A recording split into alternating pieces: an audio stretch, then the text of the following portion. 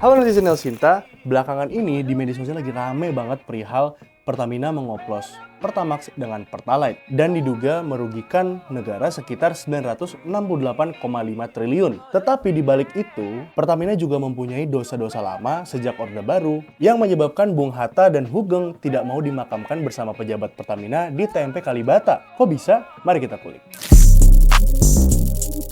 Kalau kamu kira kasus Pertamax itu parah, tunggu sampai kamu dengar skandal Pertamina di era Orde Baru. Pada masa Orde Baru, sektor minyak dan gas itu ibarat penopang ekonomi Indonesia, gengs. Melonjaknya harga minyak dunia di tahun 1970-an membuat Pertamina yang dipimpin oleh Ibnu Sutowo, oh iya, Ibnu Sutowo ini kakek mertuanya dari Dian Sastro loh, fun fact aja, menjadi untung besar dan menjadi sumber utama buat pembangunan negara di beberapa sektor.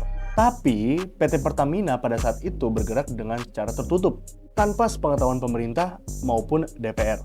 Pertamina dijalankan layaknya seperti perusahaan pribadi.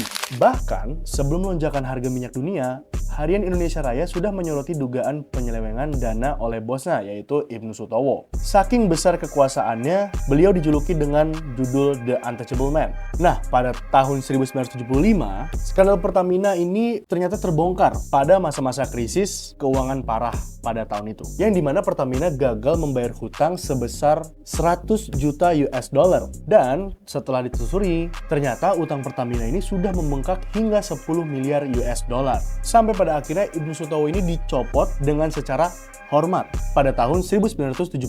Tetapi nggak pernah diadili nih di meja hijau. Meski pada saat itu Komisi 4 dengan Bung Hatta sebagai penasehat menyelidiki dugaan korupsi Pertamina sejak tahun 1970, ia tetap lolos dari pengadilan. Nah, pada tahun 2010, salah satu sejarawan kita, Anhar Gonggong, menyebut Bung Hatta enggan dimakamkan di TMP Kalibata karena pernah mengaudit korupsi Ahmad Thohir, yaitu asisten dari Ibnu Sutowo.